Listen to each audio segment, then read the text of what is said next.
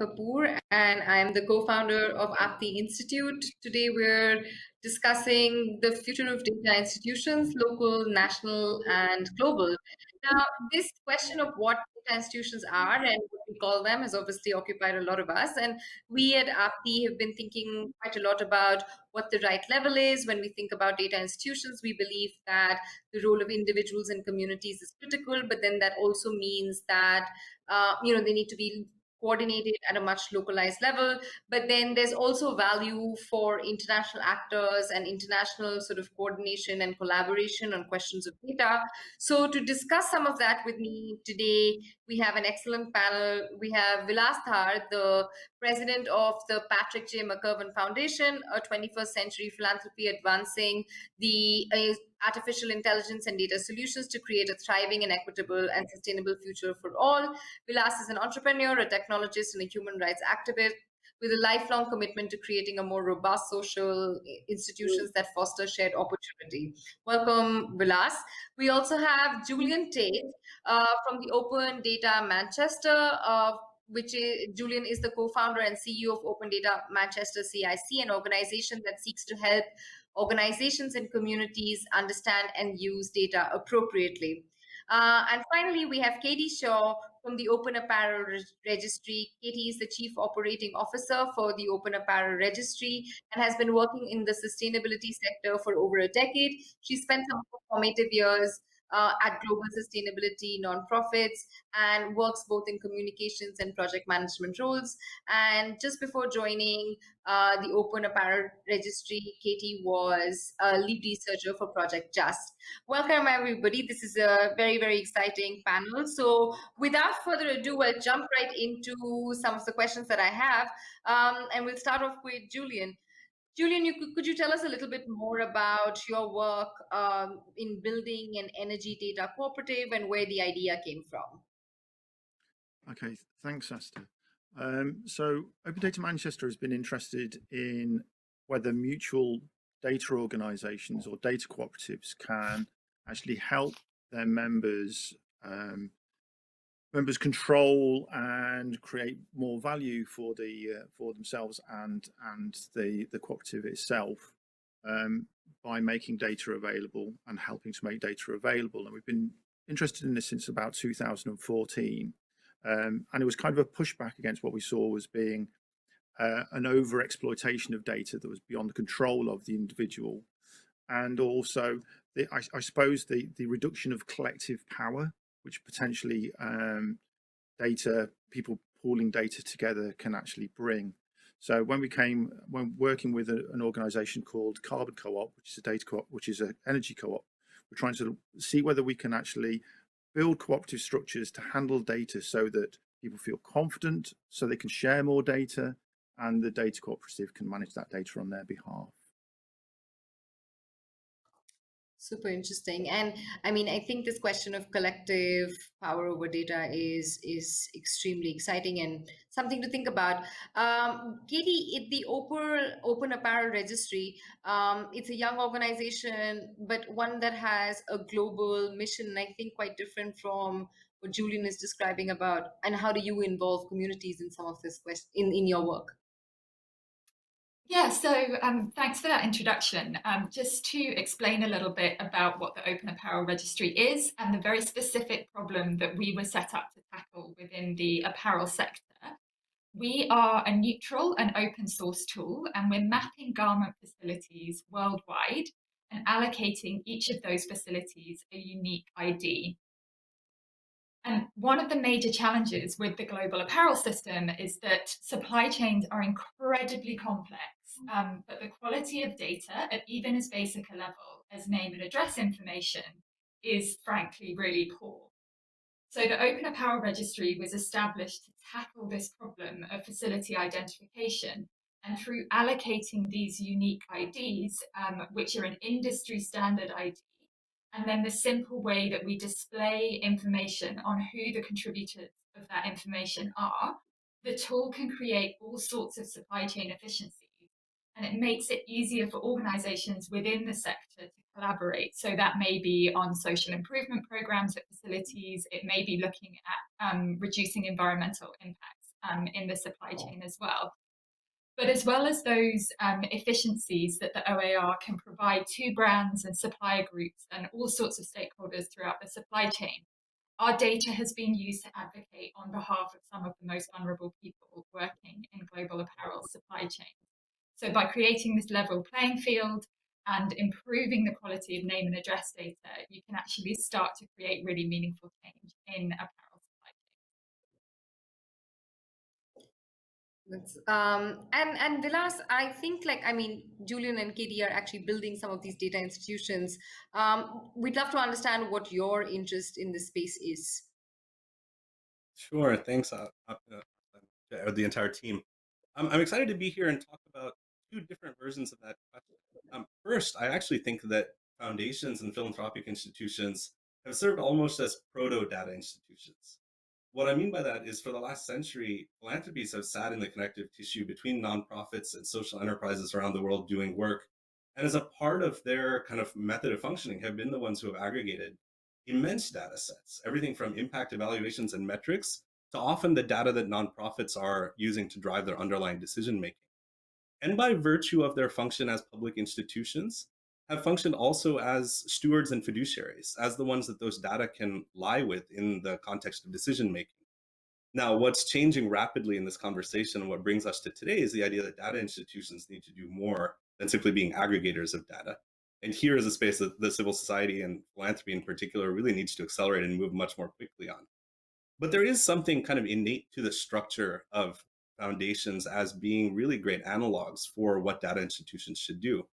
One, as I mentioned, they're incredible data aggregators already, but have the additional capacity to work in partnership with multiple nonprofits or organizations working on a social challenge, and to be a little bit of an impartial actor that can say, we will hold and aggregate this data in a trusted environment and allow you to operate and access that on rights-based approaches. The second is foundations also bring significant domain knowledge, the ability to identify a problem that sits outside of a single community or locale, and really be able to tie those dots together and figure out exactly how we push forward a strategic platform for engagement. And the third, an area that I think the Patrick J. McGovern Foundation is particularly pioneering in, is the ability to actually bring in-house the data and AI capacity to take those aggregated data sets within the rights-based infrastructure and actually to begin drawing analytics and predictive models out of it, to actually be able to deploy resources that say, once we have these institutions, how do we build the commercialization models? How do we build the use models? So with those in mind, we are taking a position both in terms of developing our internal capacity to serve in this role, but also really beginning to ask the question, in a world of tech companies and governments that have managed to really aggregate many of the resources in this conversation, what is the moral responsibility and the practical application of philanthropy's role in the space? And really excited to explore that with all of you today. Perfect. No, that's really helpful. And it's interesting because, Julian's work in the Open Manchester organization, works directly with communities and aims to use data institutions to empower communities to have better say in their data, whereas Katie's work is looking at, using data to add efficiencies, but also create knowledge and information about a space that doesn't necessarily have it.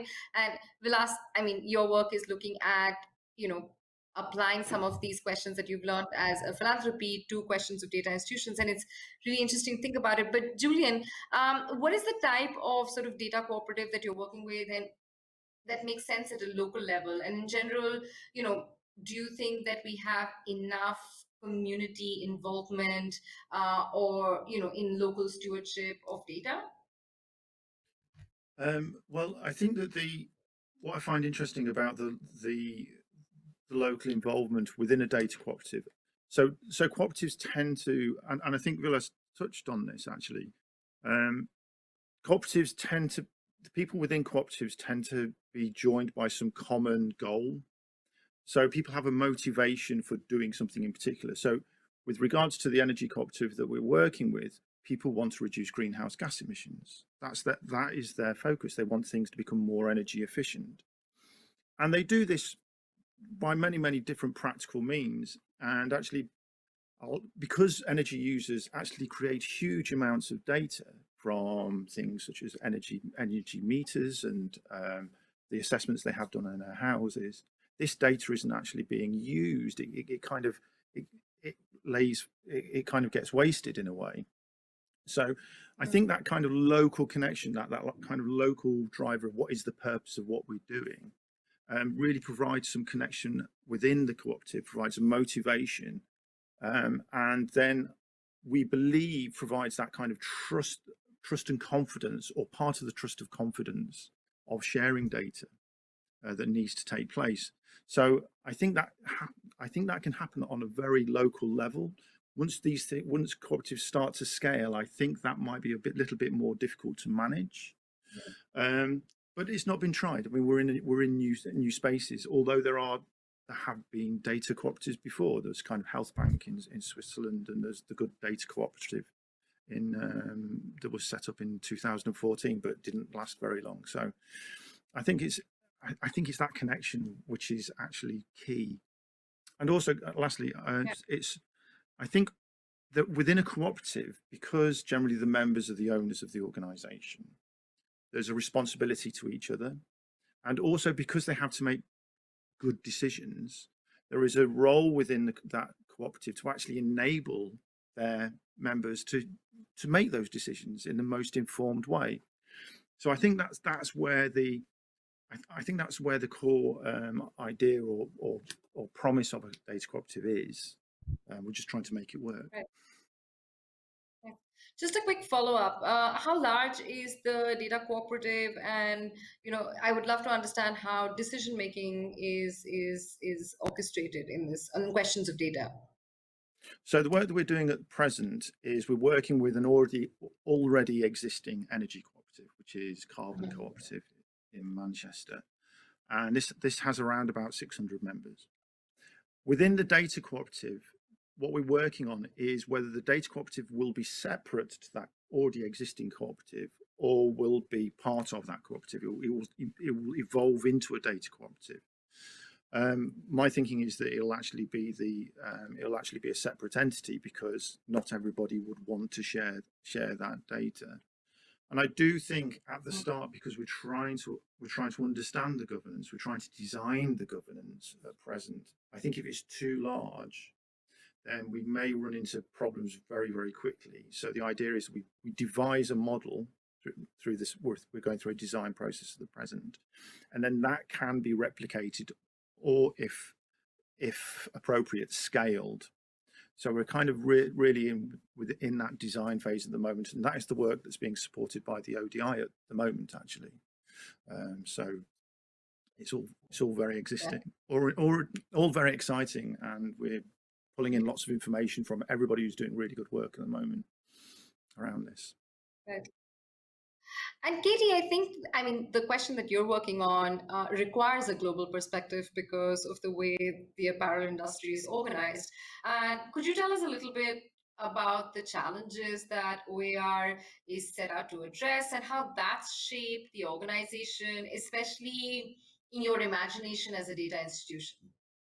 Yeah, absolutely. So, as you said, and as I mentioned earlier, the very nature of apparel supply chains is that they're global, and actually seemingly really simple items will have involved multiple suppliers across multiple different continents. And if we think about the way that apparel supply chains have changed in recent years, there was this mass uptake of offshoring in the 80s and 90s. And what that's meant is that the supply chains of major global brands are thousands of miles away from their headquarters, and often thousands of miles away from the final point of sale, so where the product will actually be purchased in store or online.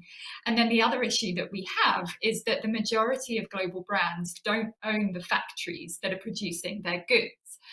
And so what that physical distance and that lack of ownership means is that keeping track of supply chains, even just understanding where your products have come from, let alone the conditions that they've been produced in, that becomes this really complex and costly endeavor. And so when it comes to this really basic point around facility identification, the apparel sector has been suffering actually for decades from a lack of a unique standard identifier, which anyone in the industry, regardless of their size, regardless of their geographic location, can make use of, and that they can make use of for free. So when we were thinking through and establishing the Open Apparel Registry, it was this need that we were looking to fulfill. And a really important part of the way we positioned ourselves as an organization and as a tool for industry was this idea that I mentioned this when I introduced the Open Apparel Registry, we're a neutral and non-profit organization, and we're collating and stewarding data on behalf of the industry. And actually that positioning that we have as an organization that sits at the heart of the industry, gathering and systematizing data for the industry, has been really crucial to the uptake and trust that we've built in the tool. The fact that we're an open data and an open source platform is a really key part of our identity as a data institution. And a key thing that it does is that it levels the playing field in the apparel sector. So you've got these enormous major global brands on the one hand, but also tiny civil society organizations on the ground in garment producing countries doing really important work, working with these major global brands to make a difference in garment supply chains. And they are all able to access the same data set and to make use of these unique Open Apparel Registry IDs that every facility in the database has. So just to reiterate, sitting at the heart of the sector, stewarding this seemingly really simple data set around facility name information, the way that we display where that information has come from, that's what's enabling this global collaboration, and it's eliminating confusion that otherwise was rife in the sector all around the world. And then just the final point that I want to make is that in terms of the data that we're managing at the Open Apparel Registry, a challenge that we face is that this kind of gets into a bigger question around the fact that there is no one standard globally agreed structure for addresses. So not all countries have a postcode system or a zip code system, or, we see addresses that are valid addresses that are turn left 6 kilometers after the post box. And so what we're doing is gathering all of that disparate data together, this unstructured data, and systemizing it in the best way that we can, presenting it in a more structured format, in an open format, so that users of the tool can make use of that data in more meaningful ways for their work. Just a quick follow-up, Katie. From the way that you describe your work, it also sounds like a lot of the big apparel companies, the way that I've understood the industry is rely on an invisibility of these units, so to speak. And I just wanted to understand how you communicate the value of data stewardship and a data institution to big apparel companies. Yeah, I think the beauty of the Open Apparel Registry is that it brings different value to organizations depending on where in the industry that organization sits. And so actually having access to better quality, better structured data is a win-win for these major global apparel brands. So by synchronizing their data with the registry, often these apparel brands are able to access much better quality data than they might otherwise have. What they're also able to see is a much more formalized structure for understanding who else is manufacturing goods in the same facilities as them. So anecdotally, buyers will be going to these factories and they might see their industry peers from other brands. But actually, when you can see, oh, look, it's half a dozen major global brands that are all producing in this same facility in Dhaka or wherever it might be, those organizations can get together and work on social improvement programs together, and collectively they can have a much bigger impact than lots of piecemeal improvements or efficiency drives if they were doing that work in silos on their own, not having a full understanding of all the connections that facility has. Yeah, that's interesting. And Vilas, you have a much sort of broader view of this space, and I wondered, do you get a sense of where the opportunities are, or what are the forces that are coming together to create space for data stewardship in different sectors? Yeah. I have to say, I'm so inspired, Julian and Katie, by your stories and narratives of your organizations. There's always a pragmatic approach that is to think about how we build these institutions and how we structure them. But underlying them, I think is a really deep narrative about the power of this entire modality to bend the arc of the moral universe, if you will, towards justice, right? And so I say that I've been thinking a lot in my academic research about stories of where data institutions totally changed power dynamics. Um, I came across, and this is quite painful, a recent report that the National Congress on American Indians for many years has referred to Native American communities as the asterisk nation. And what that refers to is that for centuries, government data sets about these populations have been so bad that when they report them in the form of a census or other matters, rather than trying to discuss the data and the sampling error, they simply put in an asterisk. Now, what this means, even beyond the metaphorical space of not having voice and representation, is that for these communities who are trying to engage with government services, they've never had a reliable data set that describes their circumstance. And now, with the creation of these new forms of data institutions, local communities can come together and self organize to build really valid and verifiable data sets that then can be compared or even put in opposition to government data to talk about why the delivery of government services needs to be better tailored. I share that story because to me it's such a powerful view on what the power of data institutions is to transform society. So when you ask what are the forces that lead to increasing data stewardship or data institutions, to me, the forces that drive that are the forces that are driving social transformation writ large. The ability of individuals to find agency, both through their individual representation, but in the aggregation of data sets that represent them.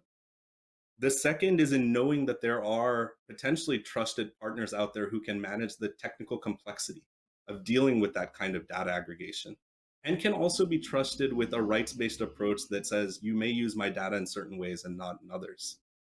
And the third, which I find the most exciting and maybe points us to where we need to go, is as we see these wonderful institutions popping up and really piloting this work, to understand what the connective tissue is that lets them actually engage with each other and hopefully drive towards both a social and an economic return or a reestablishment of the sort of underlying dynamics there. I'm particularly interested. Please go ahead. No, I mean, I was just gonna ask a quick follow-up, which is that, listening to Julian and Katie, and the two different types of data institutions that they describe, one is sort of community-led and the other one is more top-down, where, how do you sort of align those two movements and where do you think the sort of greater opportunity or rather where are more data institutions likely to come up? Are they bubbling up from ground up or is it something that we have to do more top-down? Yeah, great question. I love this question. I will suggest that we need more of both. And what I mean by that is we first need really robust pilots, right? So we have a center at Cambridge now led by Neil Lawrence and Sylvie Delacroix. They're trying to do pilots around data trusts. And we need many, many more of these before we enter into a conversation about what the formal structure over the long term should be. We need organizations that are looking at global supply chains and tracking both. We have approaches involving blockchain and data aggregation and many more. But at the end of the day, the modality doesn't matter so much as the impact. And then I think there's a third class. There are the institutions that serve not just as stewards, but really also as brokers, or create an ability for data to be shared and moved in ways that allow the inherent rights attached to the data to transfer across systems, across regulatory environments, and across technical environments. And there, I think, is really an area for ripe exploration as we kind of go into the next stage of evolution of data institutions. Right. And just coming off from that, Vilas, what types of, or if there was one type of data institution that you were most excited to see in the next couple of years, what would that be? Or what would that be doing? Sure. One of the examples that we're really excited by is how we have built institutions that respond to the COVID pandemic. And although it's an issue of the moment and maybe top of mind, it's also validated the fact that, particularly for scientific data sets, which often have lived in very siloed institutions, both across discipline and across where they were created, the creation of data institutions that allow for global data pools, that allow for everything from clinical and treatment data that's appropriately scrubbed and verified, all the way through to kind of the genomic data of the COVID itself. What this has demonstrated is that there is a space for this kind of global data sharing, that there is a space for individuals and institutions to step forward and say, we will become local aggregators of data and we will contribute to the global commons in a way that I think creates a model for all kinds of problems that may arise in the future. Super interesting. Julian, just on, in the same vein, do you see a lot of different data cooperatives coming up on different questions? I mean, you're working on energy. Are they likely to come up on different areas, sectors? What does that look like? I think so. I think there has to be within, I think the data cooperative model hasn't been defined as of yet, especially for local organizations. And I think that once a model becomes with its governance rules, it's the way the decisions of the consent mechanisms that allow data to be shared are created, I think that will give people the confidence to set up their own, because at present cooperatives are quite complex structures. They may seem quite simple, but the actual governance and the rules that define them are quite can be quite onerous. And so doing that first bit of work is really important. What we're quite interested in seeing with this particular project is, in the UK, we reckon there's around about 230 energy data or data cooperatives that are linked to energy. Mm-hmm. And there is a possibility you could end up having this federated structure of these cooperatives, all with the same kind of moral or goals, which they do tend to be for climate change, energy efficiency, reduction of greenhouse gases, and sharing data amongst themselves. We think there are issues around that, because there's a potential that they could act as a cartel. I mean, there's the idea that they're kind of sharing data and not allowing others to access it. But also there's this, what came up with some of our initial research is this notion of creating a data commons. Is there a pool that people can put data in, and as long as they're putting data in, then people can take it out? Whether that has ethical rules around it, we don't know, but we definitely think there's a potential there. And through some of the work that we've been doing, talking to members of the energy cooperatives, is that if people knew that their data was being used appropriately, they'll say, we don't really care, just as long as it's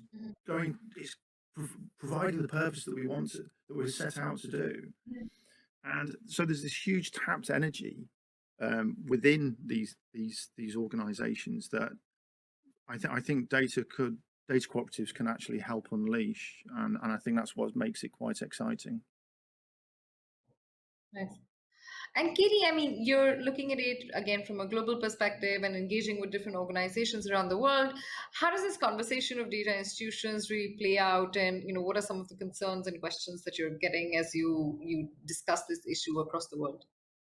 Yeah, so I think what I would say is that from our experience with the Open Apparel Registry, so we are a global tool for the whole industry, and we talk to organizations around the world on pretty much a daily basis, actually.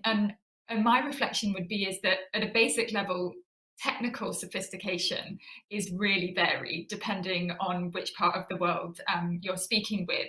And so too, from our experience, is knowledge and awareness around the stewardship of data and kind of really understanding the value of what we're trying to do with OAR and the importance of interoperability of systems.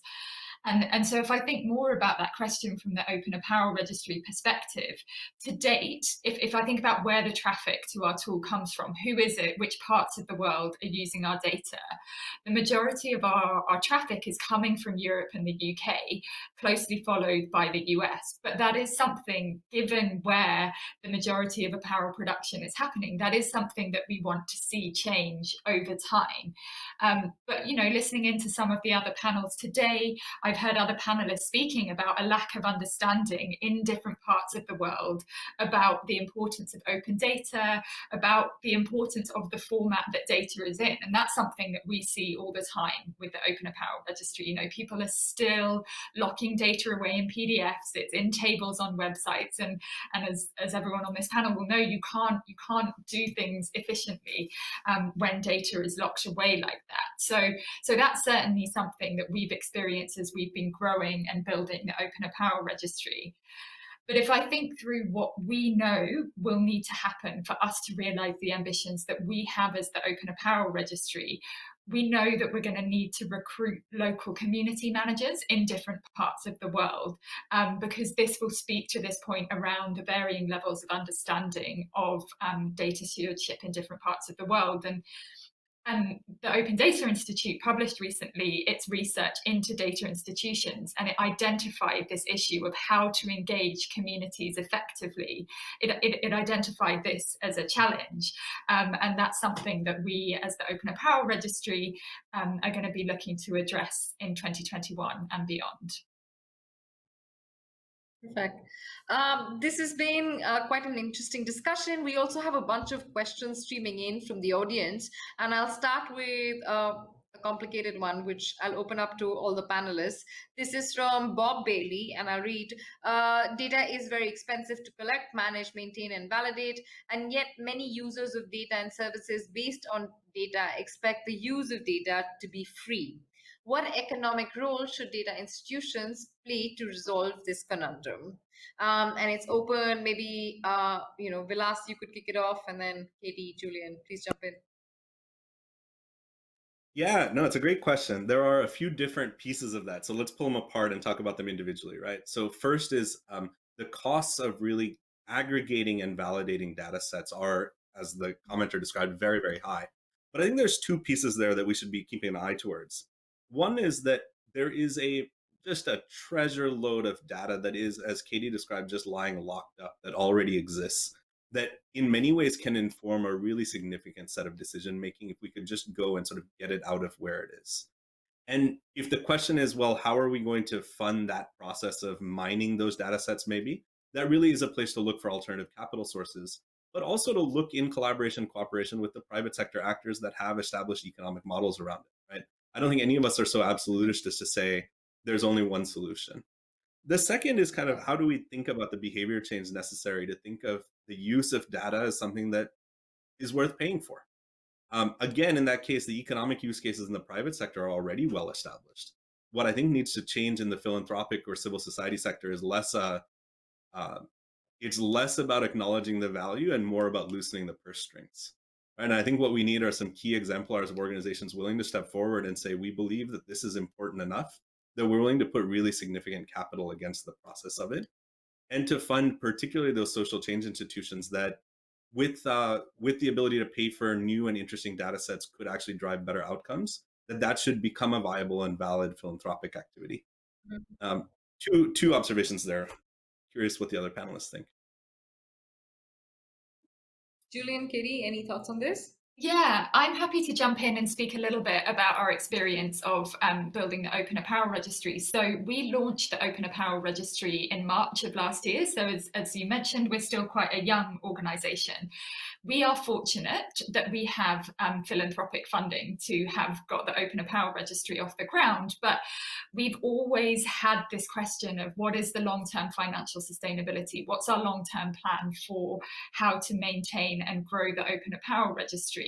And being entirely reliant on philanthropic funding was never something that we saw as a long-term part of our plan. So we wanted this diversity of income. And so if I think about the way that we as the Open Apparel Registry will be managing it and are actually seeing it already, we are committed to, at a basic level, access to the Open Apparel Registry remaining free, that anyone can search and download data from the tool for free, that anyone can access and make use of our OAR IDs for free.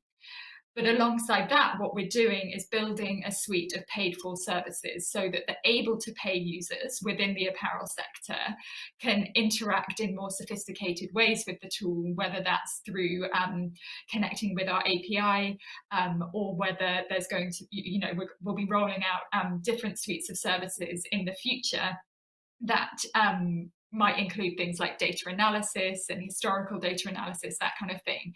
And that will then subsidize that free access for other users who are not able to pay. And, we're bearing certain things in mind, like offering civil society organizations the access to the opportunity to continue to access that data for free. So it's kind of a freemium model. So they're able to pay, who see the value in the data, who understand the efficiencies that it can bring to their organizations, pay for these more sophisticated ways of interacting with the tool. And that enables us to maintain a free platform for all. Okay. Julian, some last words on this question? Yeah, basically what we found is actually through mapping the data flows, the value flows actually are similar within a cooperative. So within the energy data cooperative, you've got people. The most value comes from actually the interaction of data between the members themselves and the cooperative that supplies services. So it's about they supply data, that data is pooled and allows the cooperative to create better services that provide value and are aligned with the goals of the cooperative.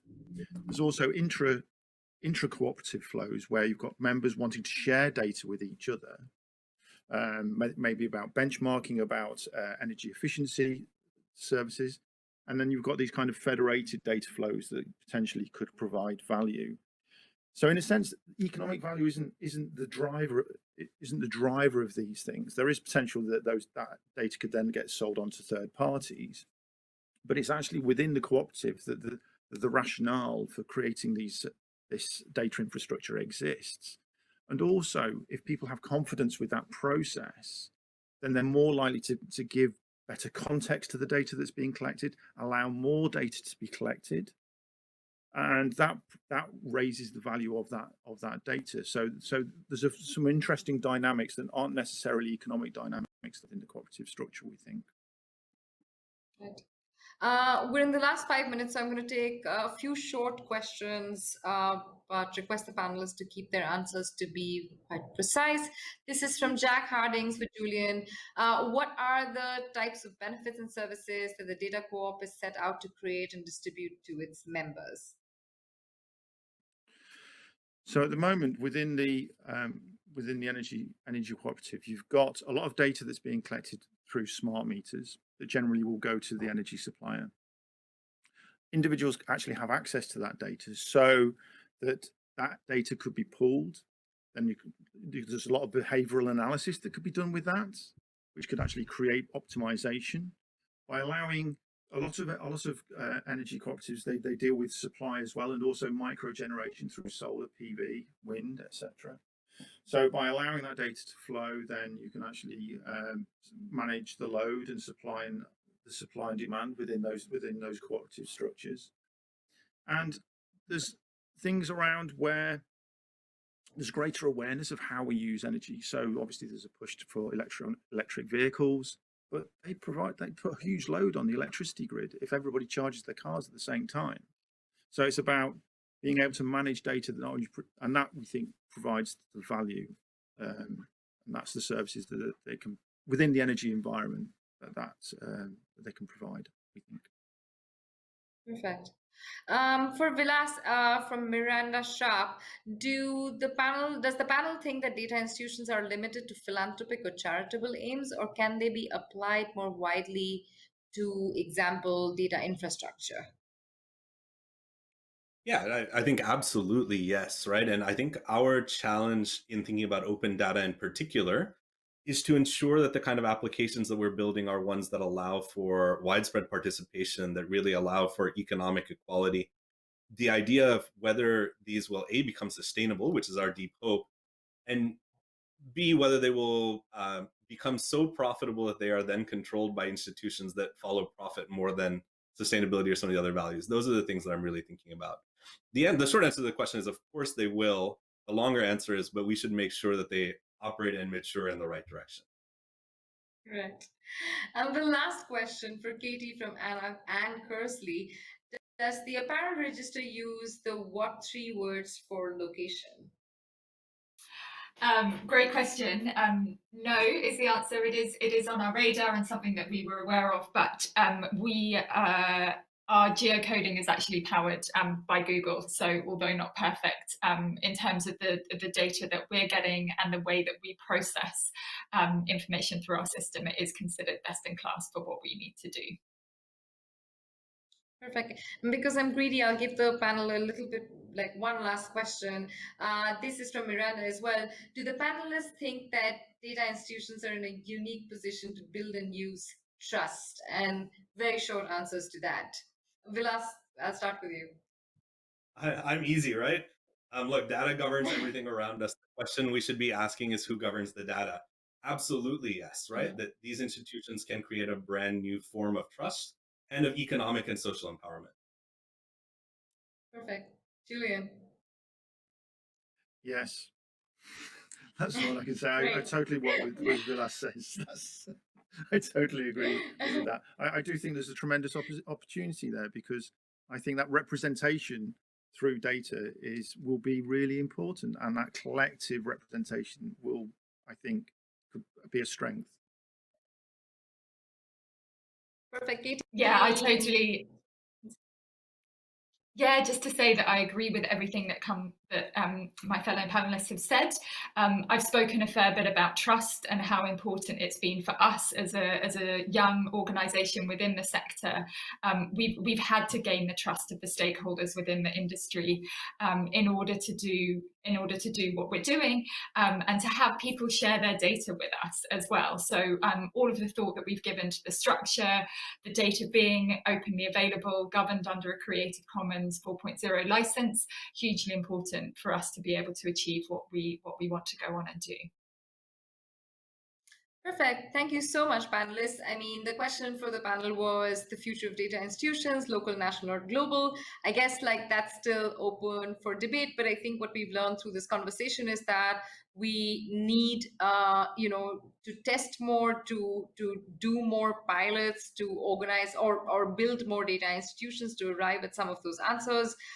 We have a lot of open questions, and I think conversations like this help uncover even more of them, which is important and makes helps the sector mature, as Vilas said, and that's what we should all be working towards. So thank you so much for taking the time. It's such a rare pleasure to speak with people who are actually building some of these things in the wild, and thank you so much for your insights.